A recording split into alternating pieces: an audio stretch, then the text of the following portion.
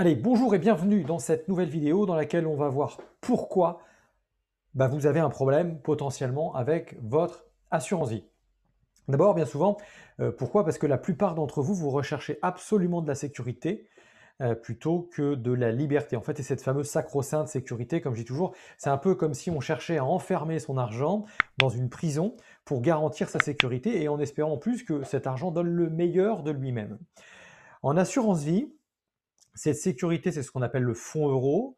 C'est un peu comme le livret A de votre banque, mais en franchement mieux, très clairement. Pourquoi c'est mieux? Parce que si vous vous débrouillez bien, ça peut au moins vous rapporter 4 fois plus. Je ne parle que du fonds euro. Mais enfin, je dois vous l'avouer, le fonds euro, c'est pas franchement ce qui va nous faire vibrer. C'est viser petit, pour être très très clair. Alors, oui, c'est pas avec le fonds euro que vous allez franchement pouvoir mettre de l'argent pour votre retraite, pour vos prochaines vacances aux Bahamas ou encore pour injecter un peu de liquidité dans un prochain projet professionnel, par exemple. Donc le fonds euro, oui, c'est mieux que le livret A, mais enfin, c'est quand même pas forcément ça. Comment on fait mieux maintenant que le livret A? On va aller plutôt vers ce qu'on appelle les unités de compte. Donc on va partir du principe que, OK, l'assurance vie, vous savez ce que c'est. Le fonds euro, oui, vous avez compris que ce sont des fonds garantis globalement par les dépositaires de ces fonds. Donc le capital est garanti. En revanche, les rentabilités ne sont pas géniales. Pour vous donner un ordre d'idée, elles n'ont fait que décroître sur ces 10 dernières années. Et bon an, mal an, aujourd'hui, on est en 2021 au moment où j'enregistre cette vidéo. Et l'an passé, mes partenaires, les meilleurs d'entre eux, ont donné 2,4% de rentabilité sur leurs fonds euros, ce qui est déjà au moins 4 fois plus que les banques traditionnelles. Donc, je disais, les unités de compte, si on les choisit bien, ça peut rapporter beaucoup plus que le fonds euro, 10 fois plus, 20 fois plus. Enfin, c'est comme tout. Ça rapporte vraiment, on se dit que ça a véritablement rapporté le jour où on a vendu ces unités de compte. C'est un peu comme en immobilier. Si quelqu'un, moi, me disait, bah tiens, j'ai gagné 50 000 euros avec ma résidence principale, je lui dirais, attends, tes 50 000 euros, tu les as réellement gagnés le jour où tu as vendu ta résidence principale, où il y a eu quelqu'un en face qui a été prêt à payer pour ce soi-disant prix que l'on imagine ou que vous imaginez, et le jour où le notaire a véritablement donné le chèque. Donc en fait, le vrai sujet, il est plutôt ailleurs. En fait, il dépend de vous, il dépend de nous, et de deux éléments, de votre peur de perdre de l'argent, bien sûr. C'est pour ça que les gens vont vers le fonds euro, puisque le capital est garanti. Et puis également, il y a un autre problématique qui est le temps.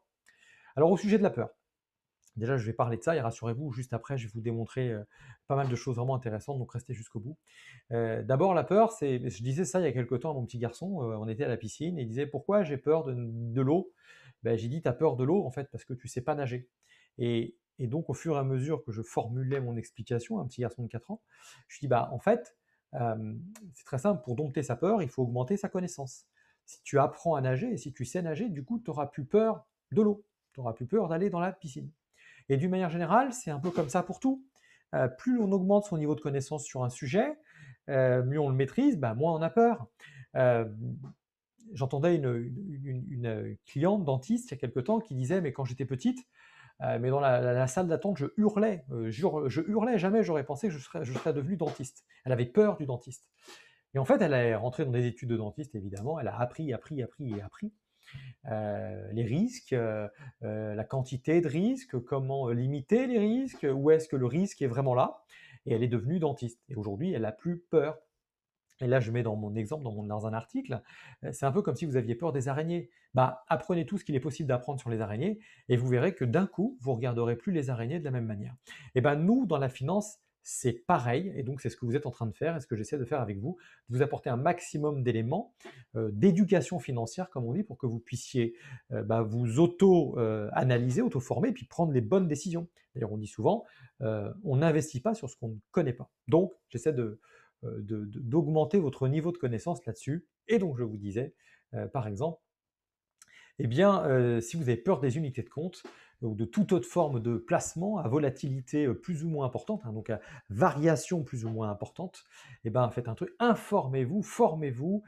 Internet regorge de ressources, en plus gratuites, donc posez les bonnes questions, allez chercher, faites votre part, faites-vous accompagner aussi, bien sûr. Vous pouvez aussi me poser directement vos questions. Vous voyez, je vous ai mis, vous avez mon nom juste en bas. Vous avez en haut leader stratégie, donc leader stratégie avec y.fr. Vous pouvez me poser des questions. En plus, ça me fera des sujets pour vous faire de futures vidéos. Donc, l'aspect peur, on l'a vu. Maintenant, l'aspect temps. Le vrai problème que l'on a aussi souvent, c'est le temps. Ça, c'est un vrai sujet. Alors surtout si en plus vous n'avez pas d'appétence particulièrement pour les chiffres, voire que pour vous c'est complètement rébarbatif, bah là de vous dire il faut faire une photo régulièrement sur vos finances, c'est pas ce qui va vous plaire le plus. Mais j'ai trouvé une solution pour vous pour aller très très vite, je vous en parle juste après. C'est vrai que le temps c'est un vrai sujet, surtout si vous avez un agenda bien rempli, alors avec des vraies activités, des vraies occupations ou en tout cas de vraies excuses. Donc la vraie solution c'est quoi? Je vais vous la présenter, ça va vous prendre maximum 20 minutes pour la mettre en place. C'est un outil qui vous offre en un clin d'œil une situation globale d'ensemble sur votre patrimoine, vos finances, mais également tout ce que vous avez pu acheter, la pierre notamment. C'est une vraie photographie. La petite histoire, c'est comment je l'ai trouvé, cet outil-là?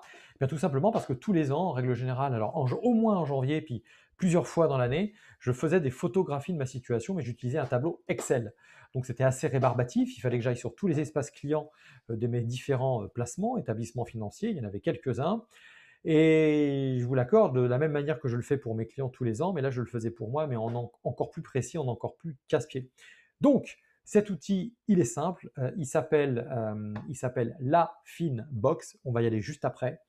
Et surtout, le gros intérêt, c'est qu'il permet eh bien d'avoir une vision bien précise, d'aller directement sur tous vos espaces clients. On en parle juste après.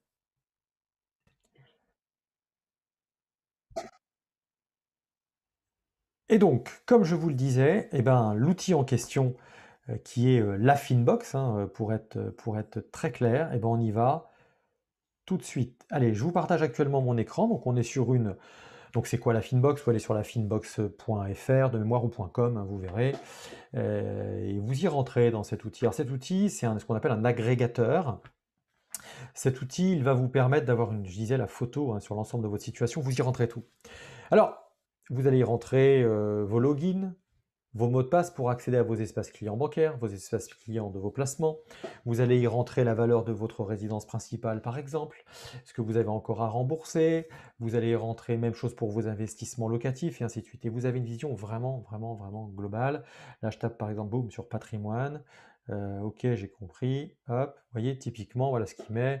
On est sur la situation de quelqu'un qui a un patrimoine potentiellement de 928 kg euros, un peu d'immobilier locatif ici qui pèse 34%, de l'immobilier d'usage, les comptes d'épargne, les organismes de placement de capitaux en valeur mobilière, voilà, placement, le compte chèque, il y a quoi, les fonds euros, le fameux fonds euro dont je vous parlais tout à l'heure, qui représente 4,5% des actifs, 3,5, c'est pas dire ce que c'est, support mix, etc. Et puis les emprunts, très intéressant, voilà combien est-ce qu'on doit encore, puis tout ça, ça vous donne un actif net.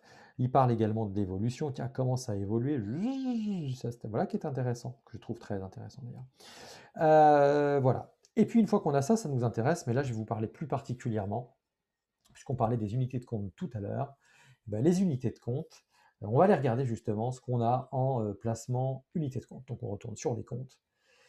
Puis je vais aller sur, alors j'ai déjà fait un travail en préalable avant de vous envoyer cette vidéo, et je sais que je vais aller chez Monsieur Swiss Life de mémoire. Tiens, clac, Swiss Life Liberté Plus. Et là, il me dit, bah voilà, vous avez 37 700 € de placés là. On est à plus 25% en termes de plus-value. Et là, ce qui va m'intéresser avec les unités de compte, eh bien, pour ceux qui en profitent le plus, justement, je regarde, on imagine que vous ayez mis ça en place. Eh bien, qu'est-ce qu'on fait? Eh bien, on va aller regarder ce qui nous rapporte le plus, on va aller regarder ce qui stagne, on va aller regarder ce qui perd de l'argent. Donc, ce qui est en vert, c'est ce qui gagne, ce qui est en rouge, c'est ce qui perd un petit peu. On va se poser des vraies questions, on va surtout analyser. Et en fonction du bilan patrimonial que je fais régulièrement avec mon conseiller patrimonial préféré, avec moi-même éventuellement, si c'est moi, ou votre conseiller habituel, hein, eh ben, on va aller regarder par rapport à ma situation, mes objectifs. Qu'est-ce que j'ai envie de faire? Où est-ce que j'ai mis le curseur? Où est-ce que j'ai mis la priorité? Vous avez une autre vidéo là-dessus où je vous expliquerai ce qu'est un audit patrimonial et puis ce pourquoi c'est fait, qu'est-ce que ça met en valeur, etc. Donc en fonction de ma situation, mes objectifs, ma sensibilité, est-ce que j'ai peur, pas peur, plus ou moins peur, etc. et mes moyens, je vais me dire où est-ce que je suis en phase? Et là, par exemple, moi, mon objectif, c'était de dire je veux augmenter la rentabilité de mes placements parce que le livret A, tous ces trucs-là, même les fonds euros, enfin c'est une catastrophe, ça rapporte rien. Ça rapporte rien encore, on pourrait se dire c'est pas grave. mais même mieux que ça, j'ai envie de dire, ça me fait perdre de l'argent. Je perds de l'argent, puisque si je ne revalorise pas dignement tout mon patrimoine, bah, il est mangé par l'inflation, pour commencer, et puis c'est pas en gagnant 0,3 ou 0 même 1% sur mon patrimoine que je vais pouvoir faire de grandes choses. Donc il faut que j'aille, faut que je sois, moi dans mon esprit en tout cas, sur ce sujet-là, ce dossier-là, si on tape du 7 ou du 10%, je veux du 10%. Alors, après je pourrais vous dire, je vais faire une courte aparté, c'est soit j'ai investi sur des solutions où il y a un espèce de pilotage automatique qui va automatiser ce qu'on appelle le stockage, l'arbitrage des plus-values, la sécurisation des plus-values. Hein, ce que j'aime bien, c'est de dire, bah, c'est un peu comme si j'avais le beurre produit de la crème, et hop, régulièrement, il y a un couteau qui passe et qui vient ramasser la crème, puis la mettre à un endroit où je la vois bien, et je sais comme ça, en termes de pilotage de mes finances, que là, je sais combien ça m'a rapporté, et très rapidement, mon œil peut voir ce qui se passe, très rapidement, mon cerveau, je lui fais gagner du temps, il dit rentable, pas rentable, je continue ou pas. Ou alors j'ai des systèmes où finalement, c'est mon gâteau grossit, il grossit, mais la part de le gain de poids, donc le gain d'intérêt, n'est pas forcément mise en sécurité, mais automatiquement. Et je ne vais pas rentrer en détail pourquoi c'est parfois faisable, parfois pas faisable, c'est pas le sujet. Et voilà. Donc de temps en temps, si je ne suis pas en pilotage automatique, parce que c'est techniquement impossible ou parce que la solution qui m'est proposée ne permet pas de le faire, aussi haut de gamme soit-elle, eh bien je vais aller le faire manuellement. Et c'est ce que je m'apprête à faire là avec vous. Donc là, typiquement, je vais me dire, bon, où est-ce que ça vaut le coup d'aller arbitrer? Bon, bah, plus 38% sur quelque chose à 1135 euros, plus 35 sur 680. Bon, bah, ça commence à faire de l'argent. Et moi, je suis allé regarder de mémoire sur ce dossier. Ah, j'ai pas fait tout le global, mais là, il y a franchement des sous à aller arbitrer. Et donc, une fois que j'ai vu ça, bah, je vais aller tout simplement me connecter sur mon espace client préféré, et puis je vais faire mes arbitrages. Donc, là j'y vais, par exemple. Donc, je retrouve le fonds euro. Hein, donc, vous regardez là, juste là, en nano 37 778 kilos euros de placé. Et puis, je vais aller sur la partie unité de compte qui est là, clac, hein, le fonds euro, il n'y a rien à arbitrer, hein, tous les ans ça produit ses intérêts. Et donc là, hop, je retrouve justement, hein, puisque la Finbox est allée se connecter sur l'espace client de Swiss Life, et on retrouve toutes mes valeurs en positif, et là je vais m'amuser à aller faire un arbitrage sur mon espace client. Alors moi il se trouve que je suis sur un espace, je suis directement sur l'outil d'administration réservé aux gestionnaires patrimoniaux pour les clients, mais voilà, je vais aller là, et puis je vais tout simplement aller faire ce qu'on appelle un arbitrage dématérialisé.